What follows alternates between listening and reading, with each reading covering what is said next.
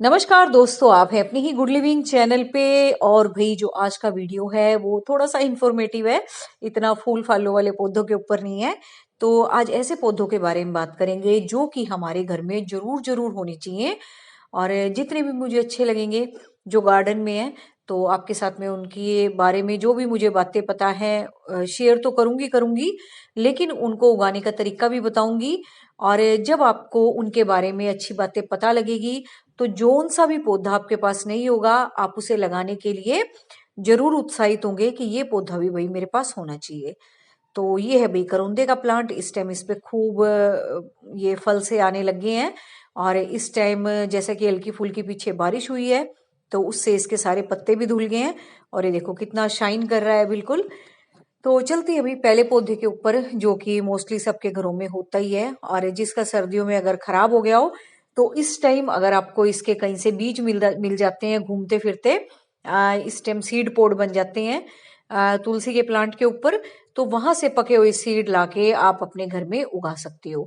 या अगर भाई आप मंदिर वगैरह जाते हो या कहीं घूमते फिरते किसी की क्यारी के बाहर देखते हो छोटे छोटे पौधे, तो वहां से भी लाके आप अपने गार्डन में लगा सकते हो। और भाई इसके प्रयोग से तो मुझे नहीं पता कोई भी हिंदुस्तानी घर वाकिफ नहीं होगा। बहुत हर्बल पौधा है, जरा सा कुछ हो जाए है ना, खांसी जुकाम, तभी कहते हैं तुलसा के पत्ते डाल के चाय बनाओ, काढ़ा बनाओ, जो भी बनाओ। और वैसे भी दोस्तों इसको लगाना घर में बहुत शुभ माना जाता है, पवित्र माना जाता है। और बहुत पॉजिटिव एनर्जी कहते हैं जहाँ ये प्लांट लगे हुए होते हैं, क्रिएट करते हैं। तो इस पौधे को लगाना तो बनता ही बनता है। और जिसका भी खराब हो गया हो सर्दी में, तो वो अब दोबारा नए प्लांट ग्रो कर ले, क्योंकि ये पौधे हमेशा रहने वाले पौधे होते हैं। और दूसरा, हर्बल होने के साथ साथ और इतनी अच्छी अच्छी बातें इनके साथ जुड़ी होने के साथ साथ, ये तो सबके घर में होना ही चाहिए। हर्बल भी है, मेडिसिनल भी है, आयुर्वेदिक भी है ना। लकी प्लांट्स में भी आता है ये, घर में पॉजिटिव एनर्जी को भी क्रिएट करता है। और ये सारी की सारी तुलसा की जितनी वैरायटी होती हैं, वो मैंने पीछे एक वीडियो में शेयर की थी, वो एक बार आप आयुर्वेदिक प्लांट में जाके देख लेना, जो मैंने प्लेलिस्ट बना रखी है। तो उसमें थोड़ा सा कलर डिफरेंस होता है, थोड़ा सा पत्तों का डिफरेंस होता है, जिससे आपको इसके बारे में पूरा ज्ञान हो जाएगा। अभी तो फिलहाल भी मेरे पास यही है, ब्लैक वाली है वो अभी छोटी है, नई नई उग रही है अभी वो। तो वो मैं फिर आपको बाद में दिखाऊंगी। लेकिन अगर जिसने अच्छे से इसकी नॉलेज लेनी हो, तो भी मैंने इस पे वीडियो अच्छे से बना रखी है कि तुलसा की कितनी वैरायटी होती है, और किस किस तरह के इसके पत्ते होते हैं, और क्या क्या इनका प्रयोग होता है। तो ये बहुत सुंदर पौधा है दोस्तों, और हर तरीके से गुणकारी है, लाभकारी है, घर के लिए भी अच्छा है। तो इसको तो जरूर लगाना चाहिए। अब आते हैं भाई अपना ये जो है मरवे का पौधा, जिसको कि स्वीट बेसिल बोलते हैं। और इसकी दोस्तों अलग अलग कंट्री के हिसाब से ना अलग अलग नाम है इसके, थाई बेसिल बोल दो, स्वीट बेसिल बोल दो। और मतलब इसके पत्तों का जो शेप है ना, वो थोड़ा सा अलग अलग होता रहता है कंट्री के हिसाब से, लेकिन जो इसकी खुशबू है, जो इसकी तासीर है, और जो इसका प्रयोग है, वो एक जैसा ही है। तो हमारे यहाँ इंडिया में तो इस तरह के ही उगते हैं। तो ये देखो आप, इसको बोलते हैं स्वीट बेसिल, और इस तरीके से भी इसके ऊपर भी बीज आ रहे होंगे। अगर आपके प्लांट ये खराब हो गए हो, तो आप बीज स्प्रिंकल करके इसको उगा लेना। नहीं तो इसके बीज गिर गिर के ना छोटे छोटे से पौधे वैसे ही उगते रहते हैं, तो उनसे भी आप उगा सकते हो। और ये दोस्तों बहुत ठंडी तासीर वाला पौधा है, और कहते हैं डाइजेशन की कोई भी प्रॉब्लम हो आ, तो इसको यूज करने से वो दूर हो जाती है। अब यूज कहोगे आप कैसे करना है, तो भी आप इसके ऐसे ही पत्ते भी चबा सकते हो। और अगर किसी को सुबह सुबह जूस निकालने की आदत है, इस तरीके के खीरे वगैरह के, लौकी वगैरह के, उसमें इसके पत्ते डाल सकते हो। और नहीं तो भी सबसे अच्छा यूज जो मैं करती हूँ, वो तो मैंने किया नहीं खुद भी, लेकिन मैं इसका चटनी में जरूर यूज करती हूँ। मेरे हस्बैंड को इसकी चटनी बहुत अच्छी लगती है। तो जब भी मैं धनिये वगैरह की, पुदीने की चटनी बनाती हूँ ना, तो थोड़े से पत्ते इसके भी लेके डाल देती हूँ। और इसकी खुशबू होने के साथ साथ दोस्तों खुद खुद को भी ये लगता है कि हम बहुत हेल्दी चीज खा रहे हैं, क्योंकि ये हर तरीके से बहुत अच्छी है शरीर के लिए। और ये देखो इस तरीके से इसके बीज होते हैं, देखो ये काले काले से है ना, इनमें इसके छोटे छोटे से बीज होंगे बिल्कुल। किस तरह के बताऊं, देखो भी छोटे छोटे से निकलेंगे, तो बहुत छोटे छोटे से बीज होते हैं इसके।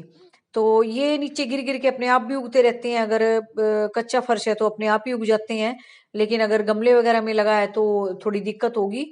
तो फिर आप इसके प्लांट कहीं से लेके आ सकते हो, नहीं तो बीज से भी आप इस मौसम में उगा सकते हो। और इसके बारे में और ज्यादा जानकारी लेनी हो तो आप गूगल पे सर्च करना। बहुत बेनिफिशियल प्लांट है ये, इसको भी शुभ माना जाता है दोस्तों। बिल्कुल तुलसा की तरह ये भी उतना ही गुणकारी है, लाभकारी है। घर में पॉजिटिव एनर्जी क्रिएट करने वाला है। उगाने का तरीका मैंने आपको बता दिया, गुण इसके बहुत सारे हैं, तो एक वीडियो में इसके गुण नहीं बताए जा सकते। वैसे इसके ऊपर मैंने अलग से बहुत सारी वीडियो बना रखी हैं।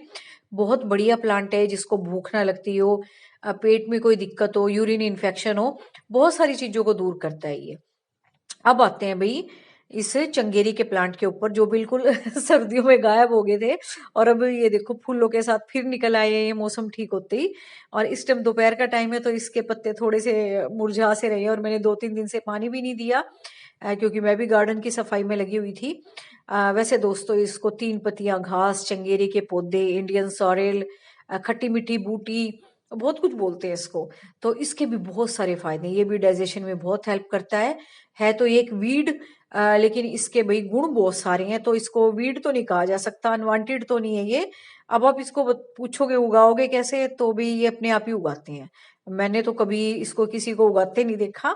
जहां नम सी जगह होती है ना, वहां अपने आप उगाते हैं ये।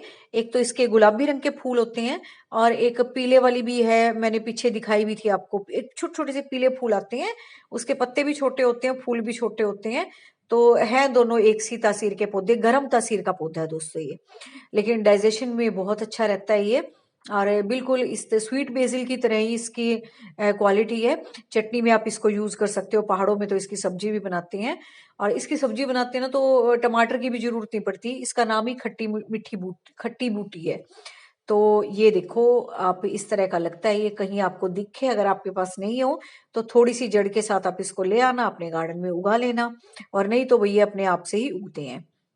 और इसके अलावा बहुत सारे ऐसे पौधे, धनिया है दोस्तों, धनिया की तासीर बहुत ठंडी होती है, एक हर्बल प्लांट के रूप में ही आता है ये भी, और बहुत सारी गुण होती है इसके। चटनी तो हम बनाते बनाते हैं, और भी बहुत सारी समस्या इससे दूर होती हैं। और ये छोटा सा भी वेजिटेबल गार्डन में हमेशा बना के रखती हूँ।